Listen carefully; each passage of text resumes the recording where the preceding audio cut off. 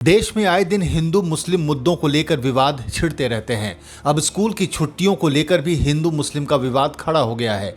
बिहार शिक्षा विभाग ने 2024 के कैलेंडर वर्ष के लिए स्कूलों की छुट्टी की सूची सोमवार को जारी कर दी है, जिसमें कई बदलाव किए गए हैं। रक्षाबंधन की छुट्टी को खत्म कर दिया गया है। यही नहीं, जन्माष्टमी, महाशिवरात्रि, तीज और ज्योतिया की छुट्टी को भी खत्म कर दिया गया है।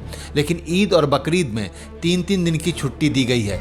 इसी को लेकर बिहार में माहौल गर्म हो गया है। छुट्टी के इस नए कैलेंडर पर बीजेपी सांसद गिरिराज सिंह ने नीतीश सरकार पर हमला करते हुए कहा कि नीतीश सरकार बिहार को इस्लामिक धर्म के आधार पर काम करने को मजबूर कर रही है, जिसे स्वीकार नहीं किया जा सकता।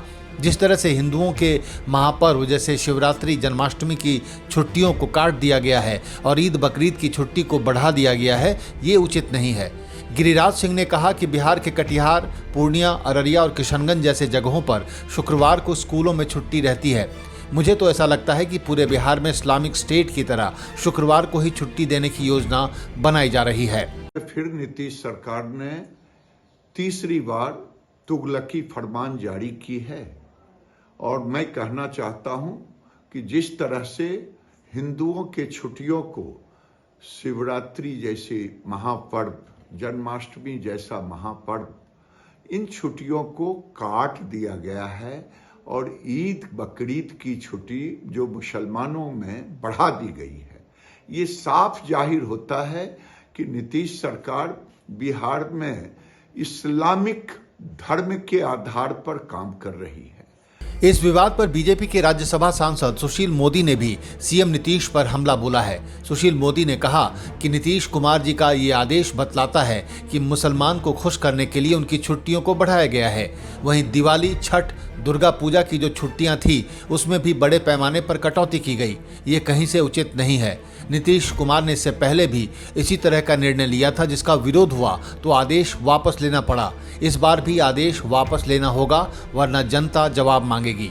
कल देर रात नीतीश कुमार की सरकार ने हिंदू विरोधी मानसिकता और हिंदुओं की भावनाओं को आघात करने वाला एक निर्णय लिया है और स्कूलों के अंदर, चाहे वो प्राथमिक हो या हाई स्कूल हो, हिंदुओं के जितने पर्व त्यौहार हैं, चाहे वो रामनवमी हो, जन्माष्टमी हो, रक्षाबंधन हो, जितिया हो, उन सारे पर्व त्योहारों की छुट्टियों को रद्द कर दिया गया है। और जो दिवाली, छठ, दुर्गा पूजा की छुट्टियां थी, उसमें भी भारी कटौती की गई है। और इतना ही नहीं, तो जो मुसलमानों के जो पर्व थे, उनकी छुट्टियों को बढ़ा दिया गया है। हिंदुओं के सबसे बड़े भगवान राम और कृष्ण हैं, अब रामनवमी और जन्माष्टमी की छुट्टी को भी आपने रद्द कर दिया। सरकार का बचाव करते हुए बिहार सरकार के मंत्री अशोक चौधरी ने कहा कि छुट्टी को लेकर जो विवाद हुआ है, इसमें मुख्यमंत्री फिर से हस्तक्षेप करेंगे और देखेंगे कि क्या मामला है। मैं समझता हूं कि जो बहुसंख्यक लोग हैं, उनकी भावना आहत ना हो, इस बात का भी ख्याल रखा जाएगा। कहीं से किसी को भी नुकसान ना हो, इसका हम लोग पूरा ख्याल रखते हैं। अशोक चौधरी ने यह भी कहा कि मुख्यमंत्री जी ने पिछली बार भी हस्तक्षेप किया था, इस बार भी करेंगे। उस बार भी सुधार हुआ था, इस बार भी सुधार किया जाएगा।